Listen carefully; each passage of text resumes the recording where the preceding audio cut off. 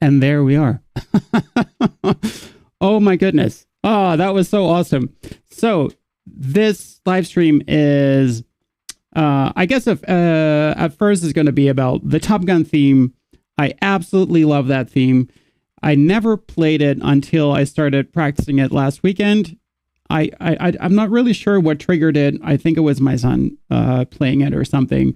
But I just, like, it's the most epic tune you can play on the guitar. There are few things, I think, that are so simple that are going to give you this feeling while playing it. Now, I think in the title I said easier than you think. Of course, the solo is not easy at all. I had a few stumblings in there myself.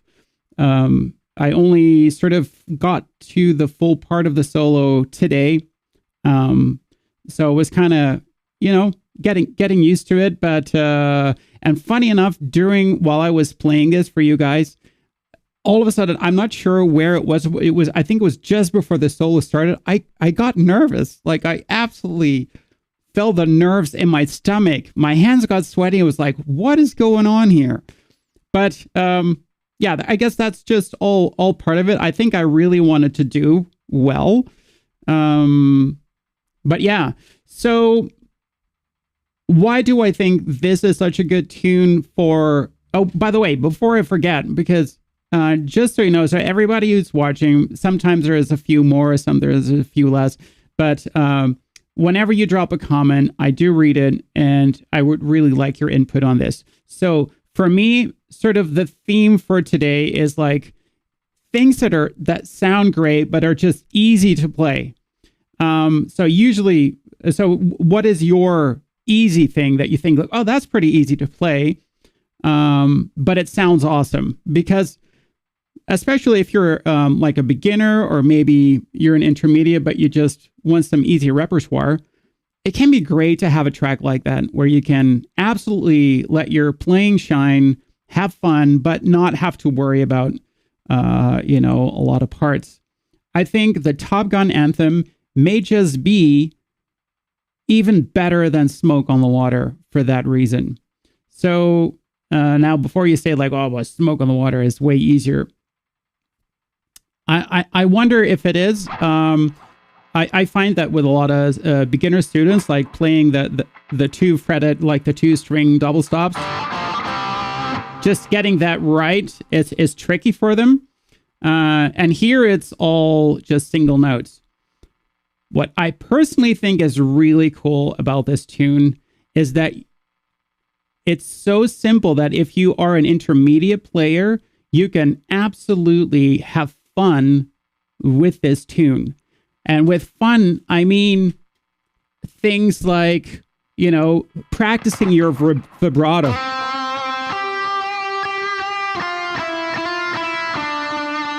Right?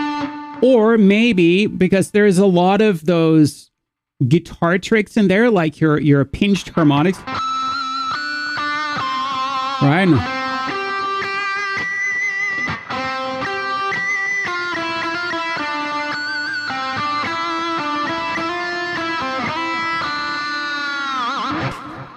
The dive bombs, right, with your whammy bar.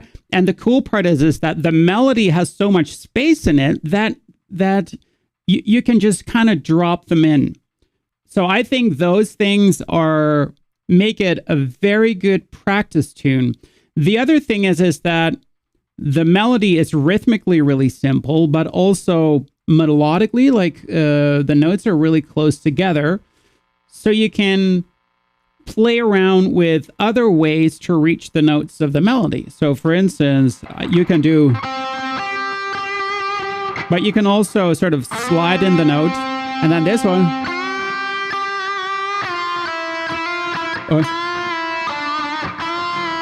So when you have that half step up, back down, you can do that with a bend, for instance. And those are all ways in which you can express yourself on the guitar. And I think a lot of tunes are sometimes so hard that it's hard to find your own way of playing it. And that's where the Top Gun theme is just fantastic. It's an epic tune. it has a very simple repetitive melody that is played on 2 positions on the guitar. And then you can put in anything, any guitar trick that you have, you can put it in there and have fun with it. So what I thought, and please help me out here, if there is stuff you wanna check out during this live stream, I'm here for you. I mean, I'm a bit selfish today because the Top Gun theme was more my thing, that I don't think I've asked anyone in the community whether they want to do this tune, but this is like the selfish part of me. But yeah, once we go over it, you know, I'm open to anything. So please drop a comment. I know it sounds like I'm begging, but yeah, maybe I am a little bit. So I'm thinking maybe we can just shortly go over the melody and then find different ways to interpret it. How does that sound? The solo I am willing to tackle, but I'm not sure if I can do that during this live stream, because I do have to look at a few things in there to make sure I'm doing it exactly right. And yeah, I might need an extra week for that. But if you'd be interested in that, then let me know. So, the melody. Essentially, you're playing the same thing every single time. I'm just going to switch to a different view here so you can have a better look. There we go. So, and I switched to a clean sound for a second because, you know, otherwise I don't want to blast your ears off every time. So basically we're in our 5th position. You can think A minor pentatonic scale, then you already have 4 of the 5 notes, only 5 that we need. So this is your A minor pentatonic. And everything we're going to be playing is going to be on the G and the B string. So we're going to be using C, D, E, F, and G. That's it. At least that's what I think. Right? So the first bit is you play your C with your index finger. So C, G, G, then F, E, D, D. Right? Dun, dun, dun. That's the first bit. Then we start again on C. So C, D, E, D, E, F. So then rolling finger, E, C, E, and then to D. Right? So C, G, G, F, E, D, D, C, D, E, D, E, F, E, C, E, D. Then you do the same thing.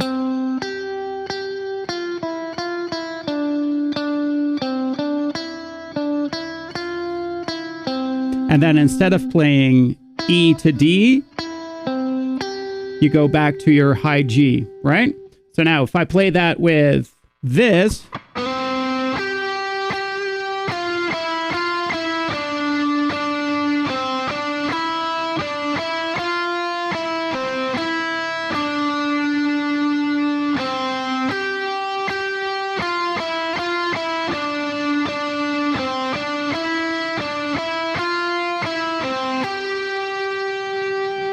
all right, so super epic melody. So the thing is that then you get the higher bit of the melody. The great part is that is exactly the same as this when it comes to how you would play it and the rhythm of it. It's just played in 11th position, right? So you play.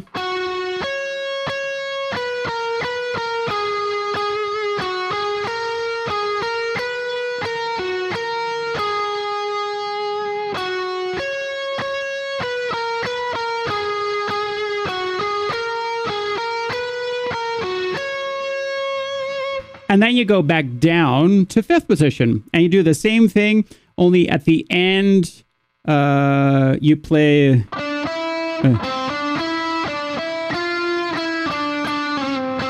You play something like that. So you play C, D, E, D, E, F, E, D, D, slide to C. And then you get basically the keyboard thing. Now, the keyboard thing we can have a look at as well. But I think first, what we need to do is having a look at how we can sort of make this sing a little bit more, because that's what it's all about. Now, personally, I think the singing part of the guitar comes from our ability to give it a vibrato. The vibrato gives it that singing quality. Otherwise, it's just like a straight note. But the moment you add that vibrato,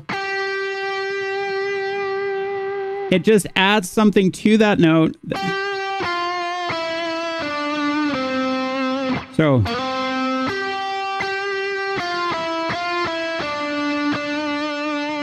and the places where I add the vibrato is, maybe I should say it as I'm playing it. So I slide into the first note, vibrato,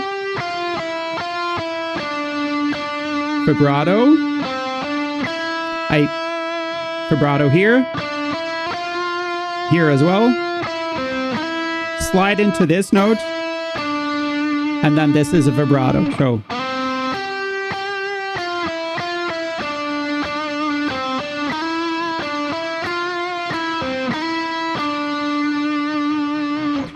now there may be something if and this may be hard to spot, but maybe some of you notice it. So sometimes you put a vibrato instantly on a note.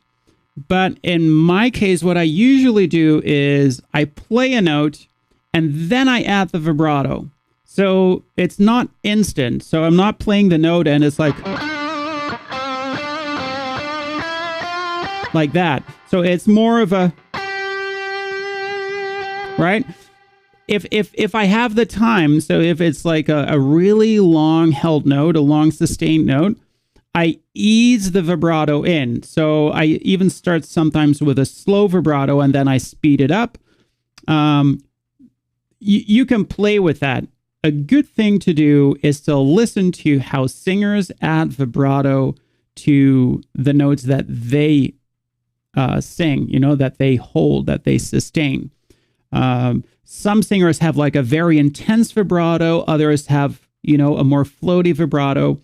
But those are all things that you can experiment with.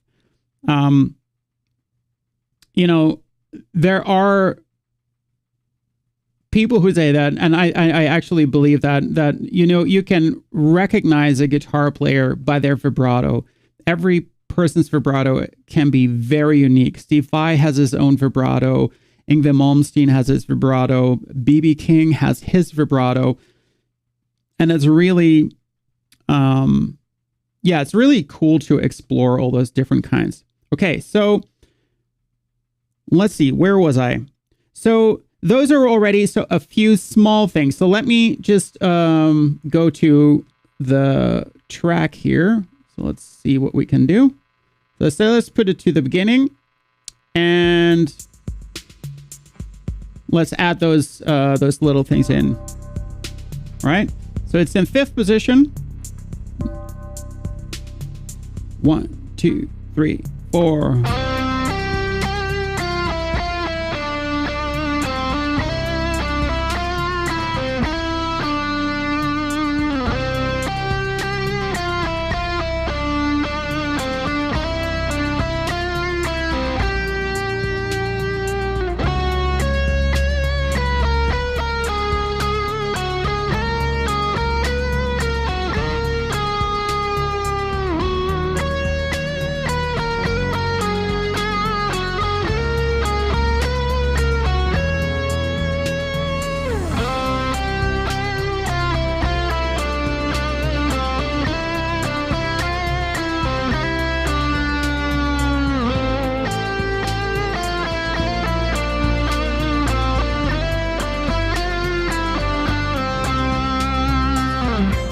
Okay, so there are a few things that I do that I don't think I mentioned. I'm not even sure if that is how Steve Stevens plays it. For whatever reason, I always thought it was Joe Satriani who played on that track, but apparently it was Steve Stevens. So learned another thing this week. And what was I going to say? So yeah, I'm not 100% sure if he plays it exactly like how I'm playing it for you right now, because I just play along and anyways. So what I did, so one thing that I did was like one of those quick hammer-ons. So let me zoom in here. So you get sort of like a, or a,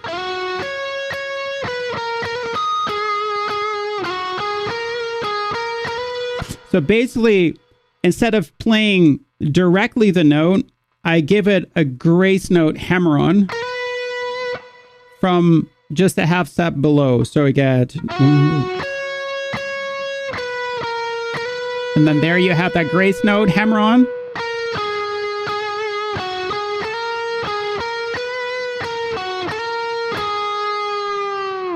And then the other thing that I did was do that whammy bar dive thing. So at the end of the lick, it's just such a...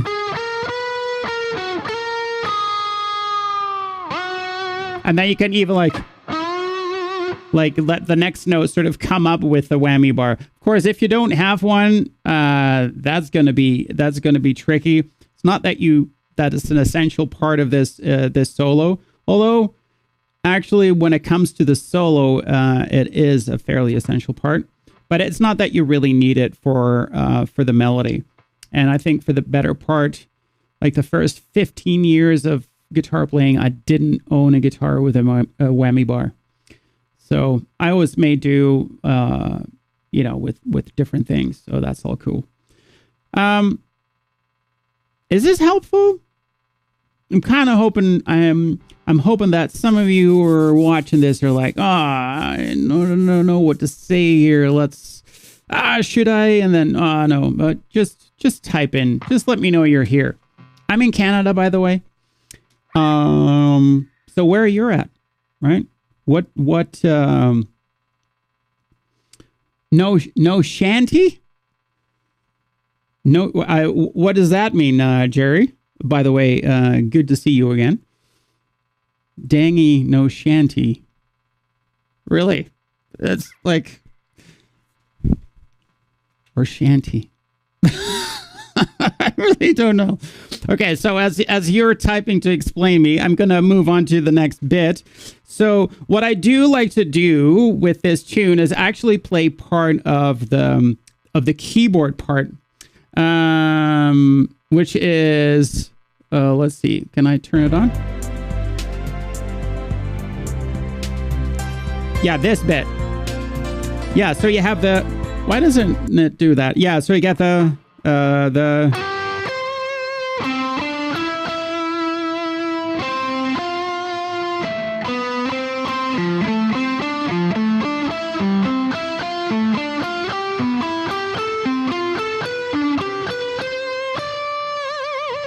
So what I like about that is that, so many times like piano and keyboard have like really interesting lines.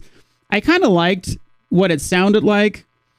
And then I found out that it's just triads moving up. It's like a second inversion triad. Not all of them, but most of them are, which I thought was funny because in the last, I don't know, like 2 months, that's almost all that I've been talking about in my live streams is triads this, triads that, and you should do triads, and triads are the joy of life. Anyways, and then there is a thing that I like about something, and then it happens to be triads. So I guess that's for a reason.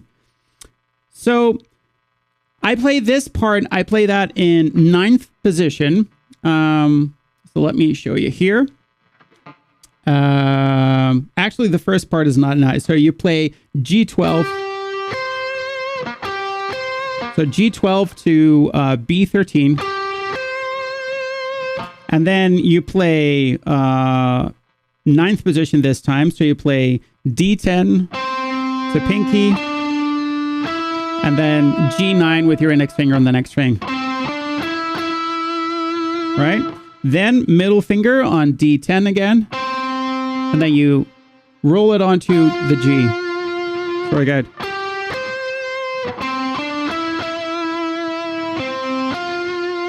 Then pinky on, what is it? A12 to index finger G9, middle finger D10.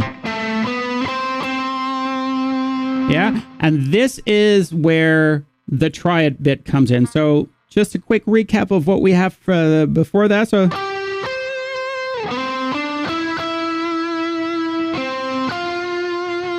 and then we have, and then we get this bit. So we have middle finger D10, then index finger A8 to pinky A12. We get, then pinky to D12, index finger 8, pinky 10 to pinky 12 on D. So we get, and now we're getting into our triad section. So there's two different triads that we're using here. There's going to be the major triad and evidently on a music channel, it's all shanty and no wangy. Well, more whammy today. It's all whammy. So there's going to be major triad inversion and a minor triad inversion. So the major triad inversion looks like this. So that is index finger G9, middle finger A10, and ring finger D10. Right? But you don't play it, of course, as a chord. So you play G, A, D, G. So then you move to 10th position, and there we're going to be playing a minor triad. Right? So that is index finger on 10 of G, ring finger 12 of D, and middle finger 12 of A. And you play it like that. So we have the first major, which is C major. Then we go to D minor. And then we just move that D minor up a whole step. Then we go to F major. Then G major. And then we got two more notes. So middle finger on G17 and ring finger 19. And that's it. And then it moves back into that bit. But what I think is really cool about this is because you've walked all the way up. Now we're in, 17th position. So now all of a sudden you can play that same melody there, which brings it to a whole other level. So let me show you what I mean. And this is also one of those things why it's great that that melody is so incredibly simple. So let's see, where are we?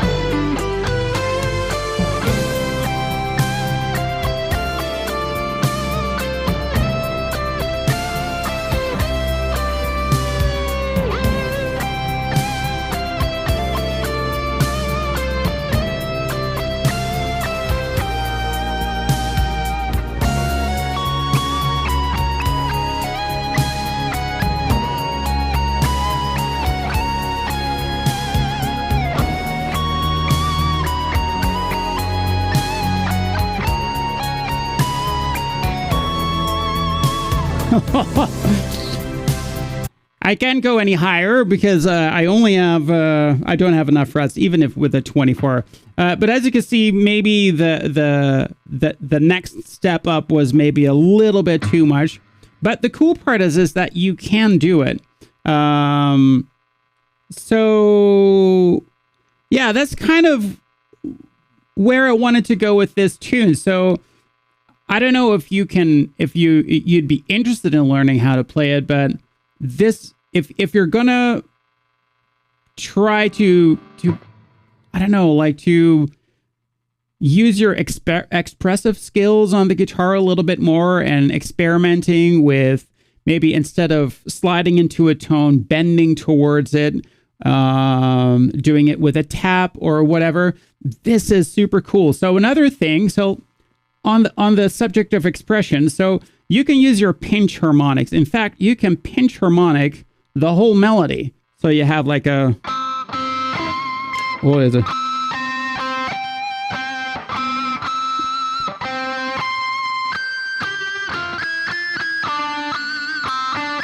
And I'm not saying that sounds great, but it is cool that you can kind of do that.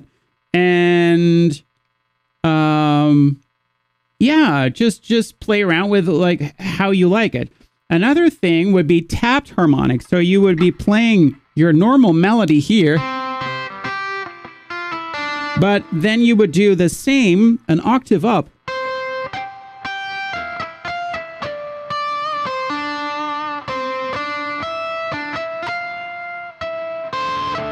Obviously, I haven't practiced this.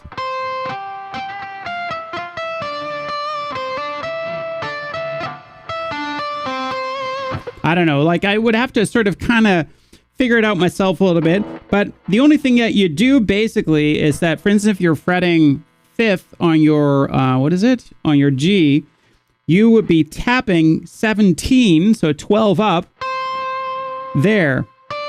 I think, is it Andy Timmons who does that in one of his tunes? I'm not...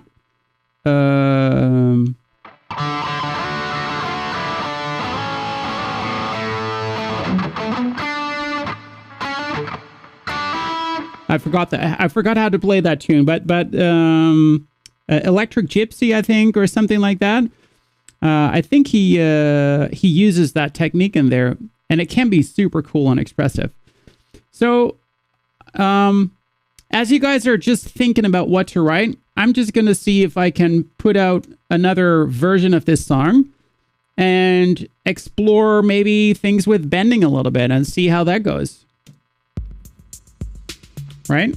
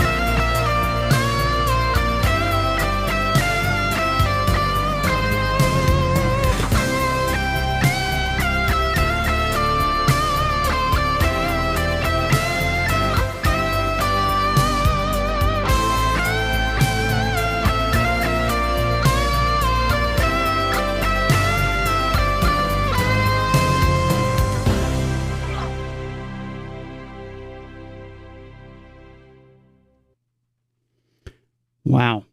My fingers are not used. If you could feel my fingertips, my fingers are not used anymore to all that bending. And oh my gosh, my fingers feel absolutely raw.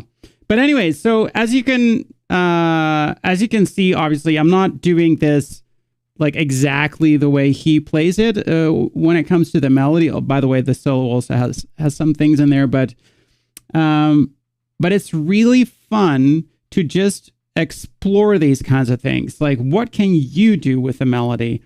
And I'm staying very true to the rhythm of the melody. So I don't feel free enough to kind of really improvise with it yet. But you can definitely do that as well, where you start to add in little riffs or licks or whatever. And then, yeah, you kind of create your own version of something. But it starts as something really, really simple. By the way, one thing that I want to do before I forget is that I do want to give a shout out to the guy who made this backing track. So if you are looking for a track to practice this on, you want this version. So that is from Christofferson Stuff. It only has 332 subscribers, but his version has 253,000 views. It's an awesome backing track. Yeah, absolutely great. Yeah, it really feels like the Top Gun theme. So if you're looking to learn it, then or to play around with it, then I would definitely recommend that backing track because it's that awesome. So yeah, well, I've done what I set out to do. There aren't any questions. So yeah, if you want me to explore something either with this tune or show you something, then I can now, but we'll have to make it quick. And then I think what I'll do is next time I'll do the solo, the solo tutorial here live, but probably I'll link it to some other things as well because I'm not really sure. I don't really think that's going to take me a very long time to do, right? So yeah. So how does this sound? Like, do you enjoy this? Because there's people watching and listening, but maybe if I just stay silent. Well, if I stay silent, then people are just going to click away.